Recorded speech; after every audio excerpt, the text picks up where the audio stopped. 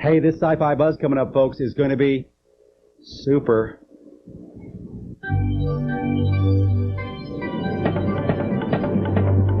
This week, The Buzz chronicles the life of the Man of Steel on the screen.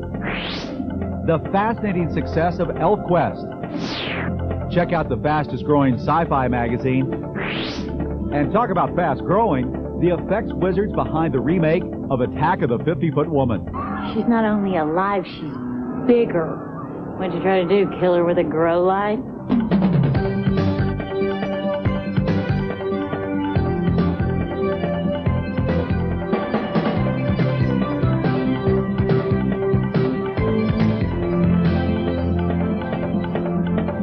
You know, if Superman was so smart, why did he wear his underpants on the outside of his clothing?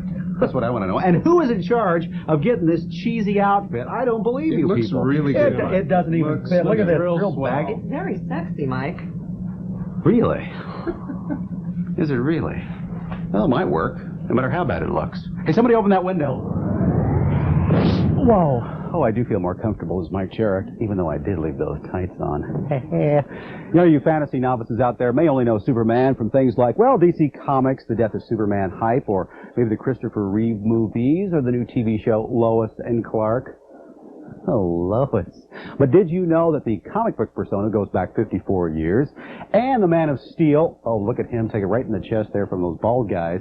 He's been around on screen since the early 1940s. This is the job for Superman.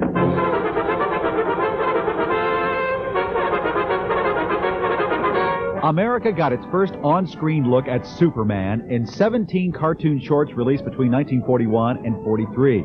Superman was the first cartoon series that relied exclusively on realistic human characters. Because human anatomy is difficult to animate, each Superman cartoon had a then astronomical budget of $90,000. Nearly 4 times the cost of the average cartoon. Despite their expense, the Superman shorts were a critical and box office success.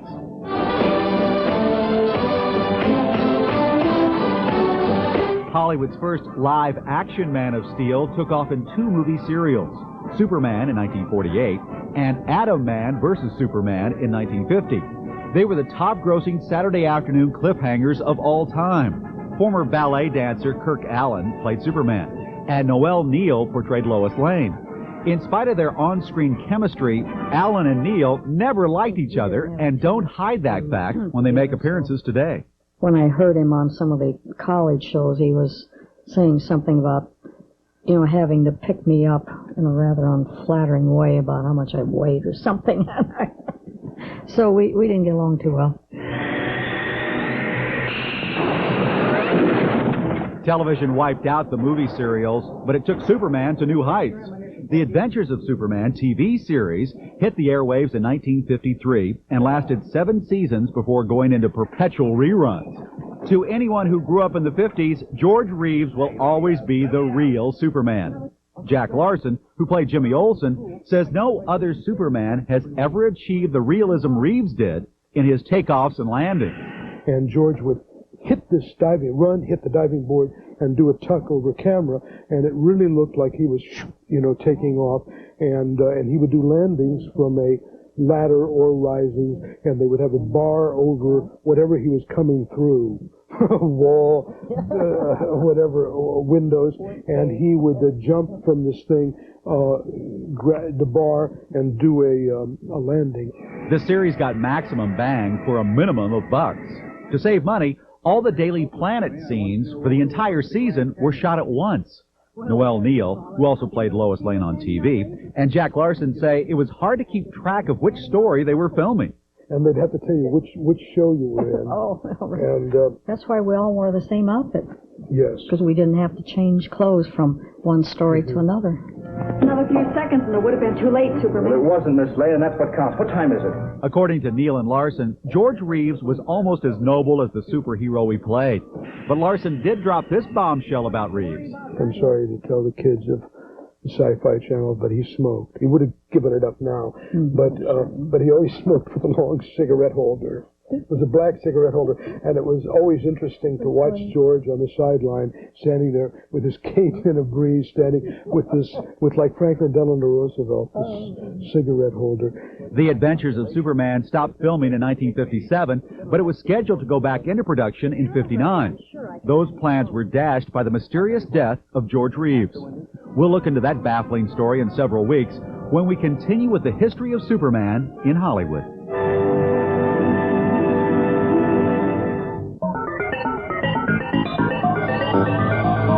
This is Billy Surratt in Russell Springs, Kentucky. I would like to recommend Solar Man of the Atom from Valiant Comics. Solar is a godlike being of pure energy who constantly tries to atone for accidentally destroying the Earth in another dimension. Why not give this and the rest of the Valiant line of comic books a try?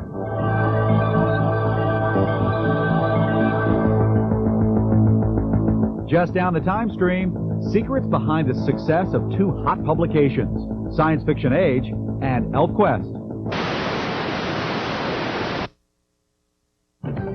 Sci-Fi Buzz is brought to you by Jeep and Eagle, a division of the Chrysler Corporation. Somewhere between all the imported cheese and wine, some people still believe that to get quality, you have to buy an import. Well, this is the Eagle Vision TSI, an American sports sedan that changes all that. With a 24-valve, 214-horsepower engine, anti-lock brakes, even driver and front passenger airbags. All at a price that's lower than a lot of imports. Of course, if you just have to drive a car that's imported, no problem. You can buy a Vision in Germany and have it shipped home. Hey, do you really have to watch the rest of this stupid movie to see how it's gonna end? Here, take control with Sega CD. Those aliens are masters of disguise. You've got the firepower, use it! Not your typical video game, huh? You call that shooting? Better pay attention. Those aliens can look like anybody. Your brother, sister, anybody. Hungry?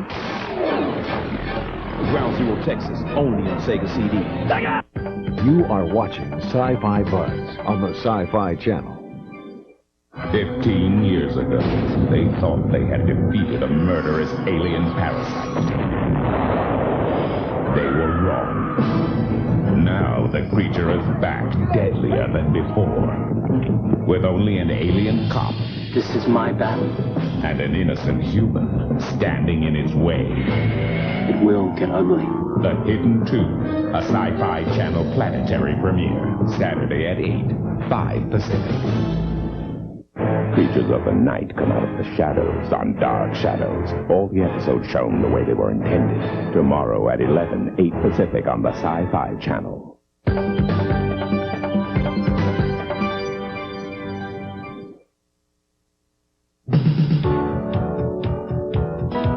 Why is this man smiling? Because he's the editor of the fastest-growing sci-fi magazine on the planet, Science Fiction Age. I write the editorial.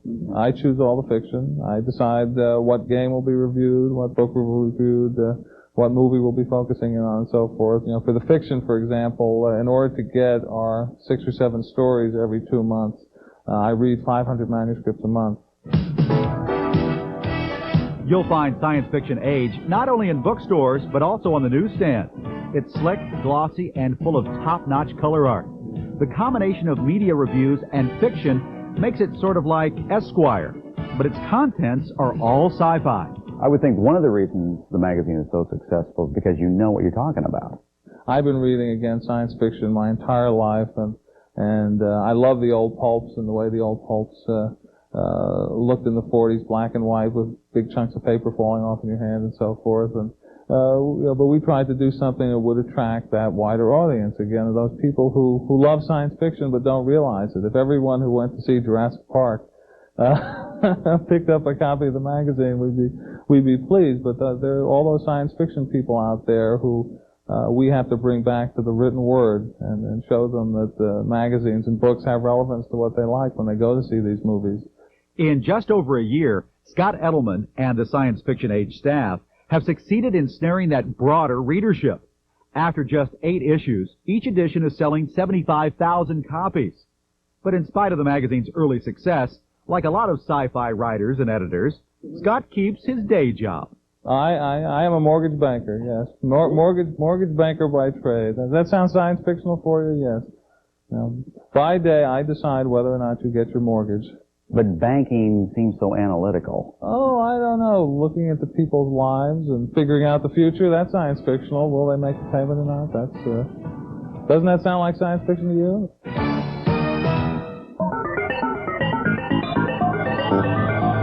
This is James Chambliss from Destin, Florida. I would like to recommend Guns to the South by Harold Turtles. It's an alternate reality novel about Robert E. Lee and how he wins the Civil War through interference by time travel. If you've called our buzzboard line, you know that we don't always answer with a live person. Sometimes it's Fred.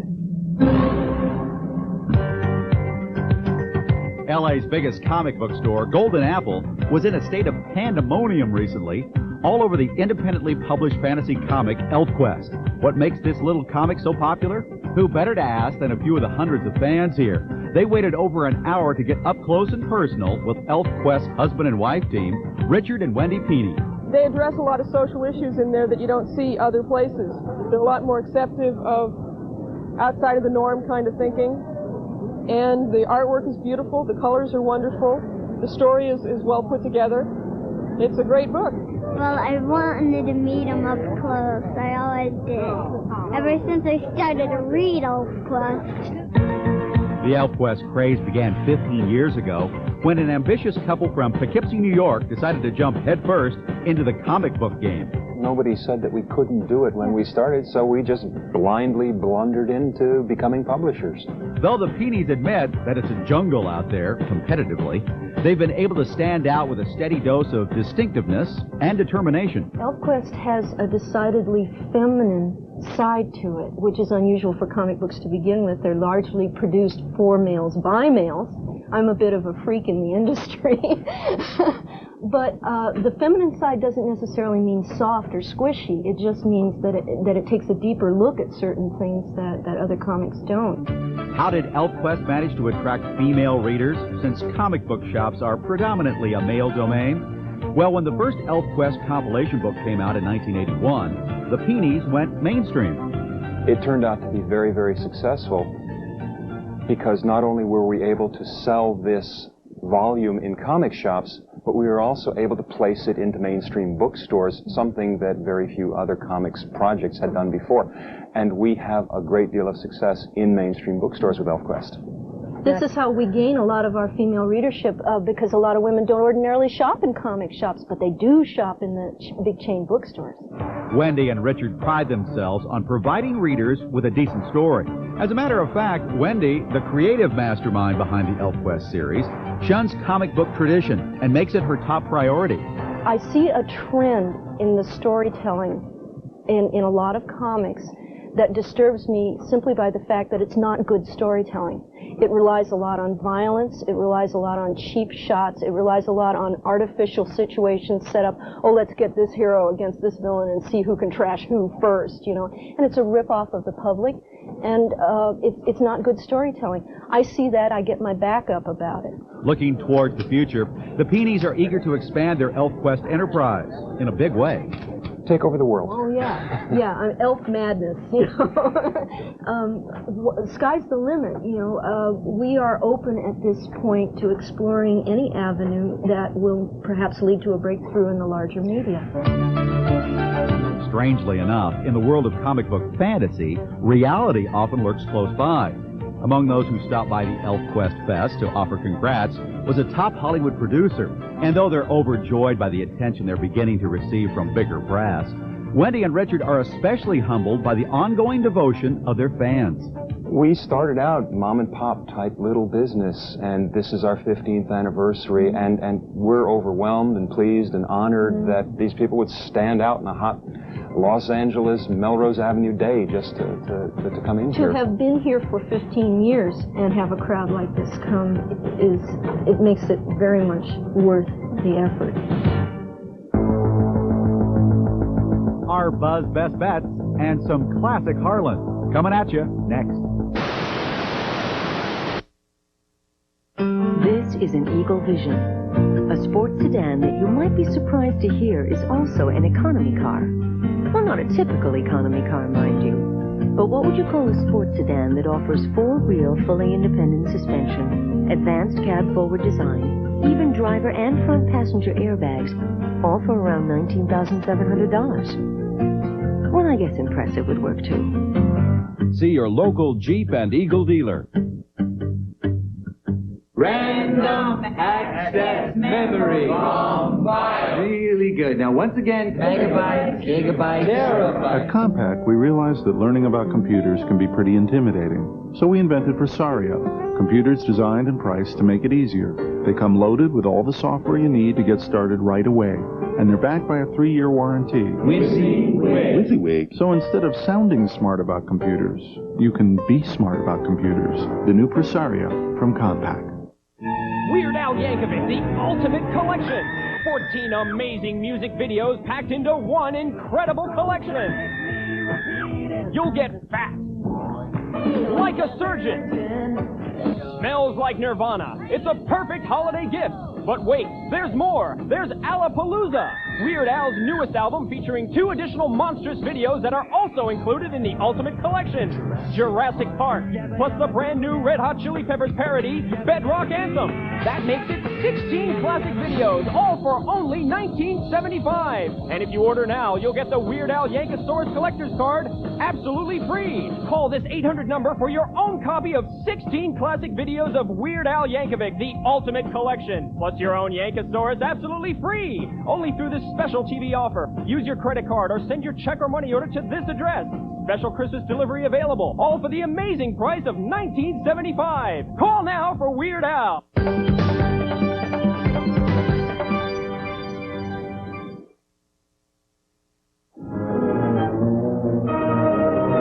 We've got mummies, monsters, and madness on this week's Buzz Best Bets. MCA Universal Home Video's Classic Monster Collection has proven so popular, 10 new titles have been added to the series. Has any man before offered a gift of eternal life to his bride? The films feature many of the great thespian scaremeisters of all time, from John Carradine in The Mummy's Ghost to Lon Chaney Jr. in House of Dracula. This is Hollywood horror at its classic best.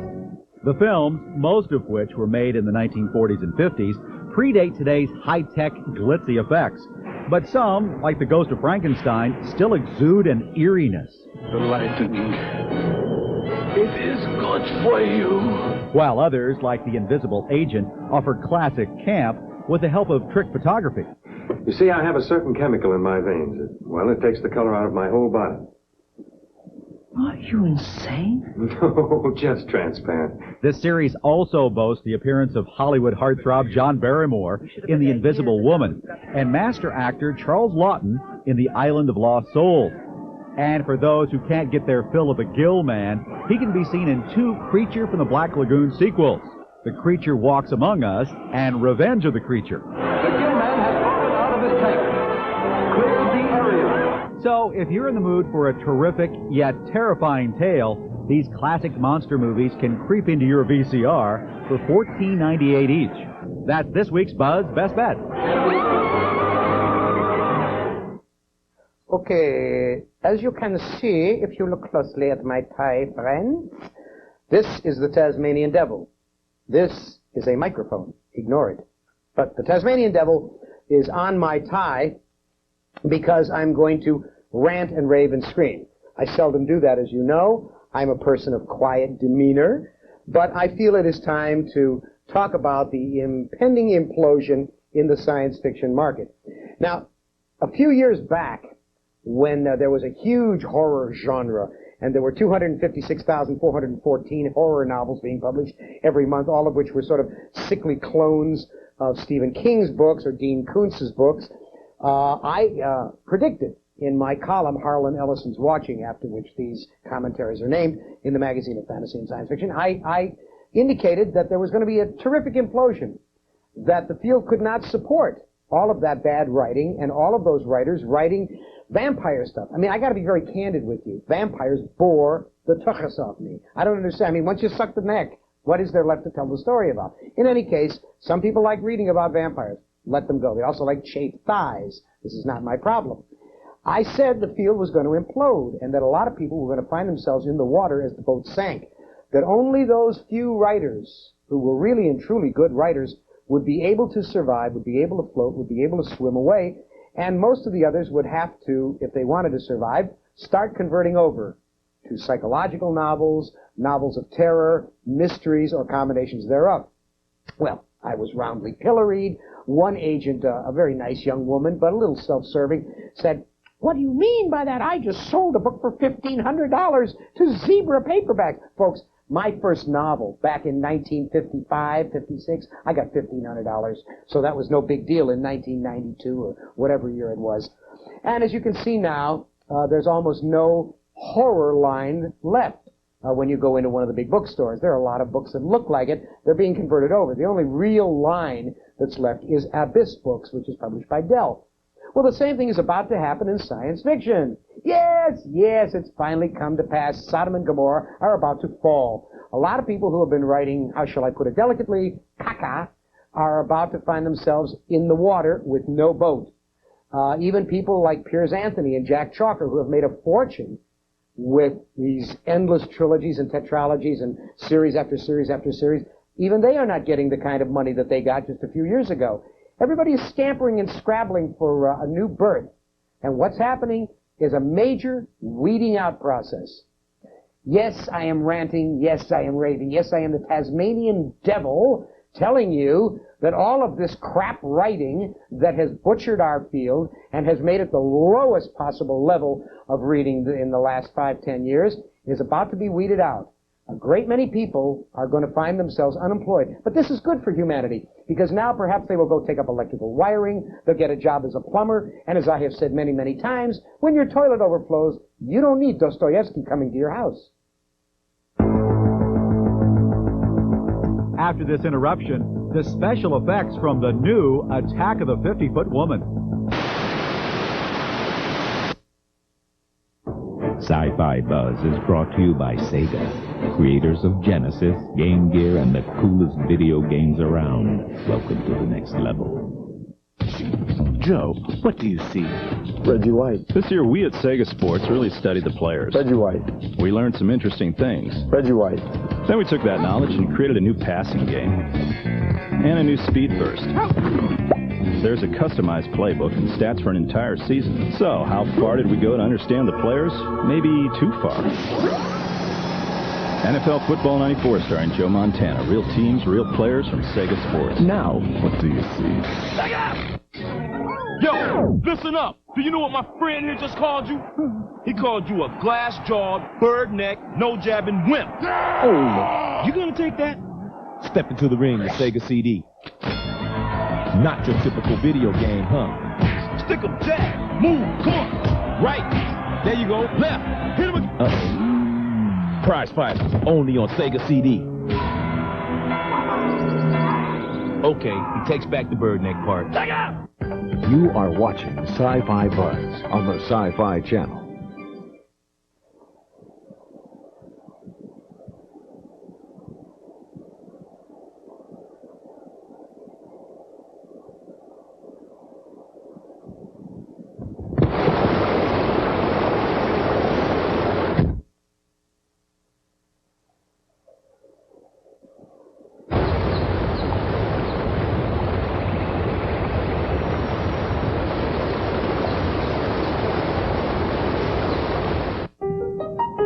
They say Mozart composed from midnight to 7 a.m.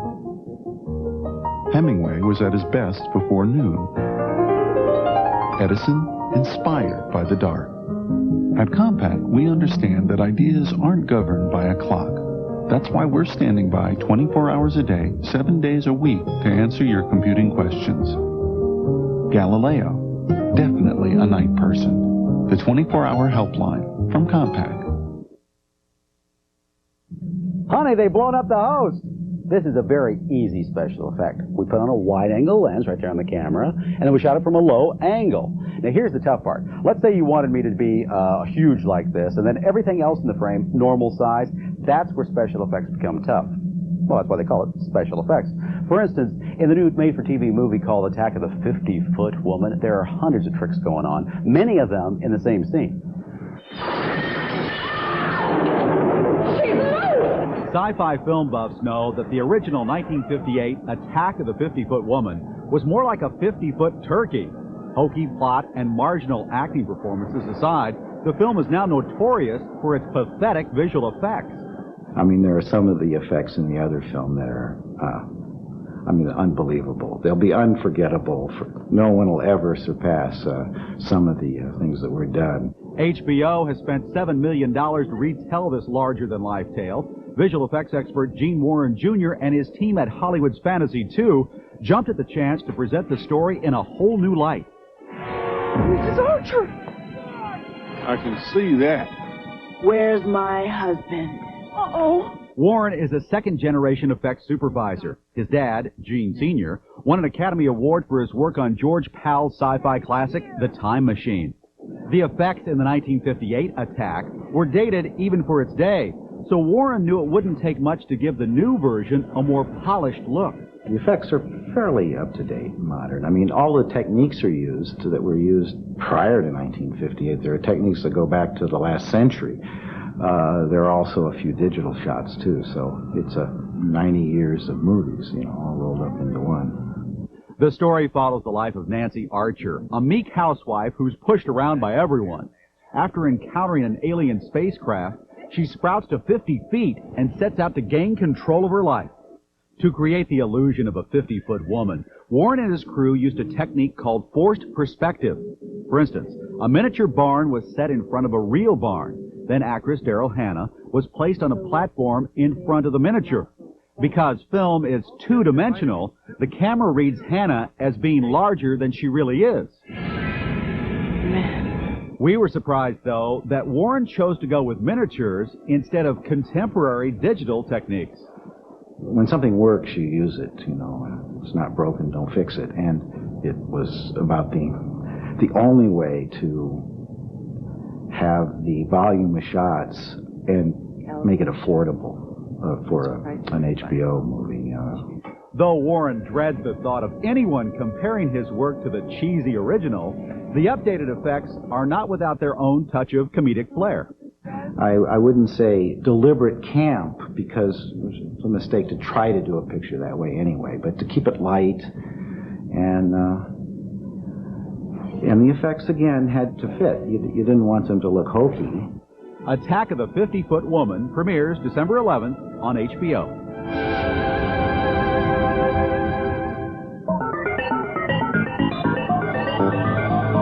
Hi, this is Sam Paz from Litchfield, Illinois, telling everyone they should pick up Jumper by Stephen Gould. It's a very interesting story about a young boy who finds out he can teleport, and I highly recommend it.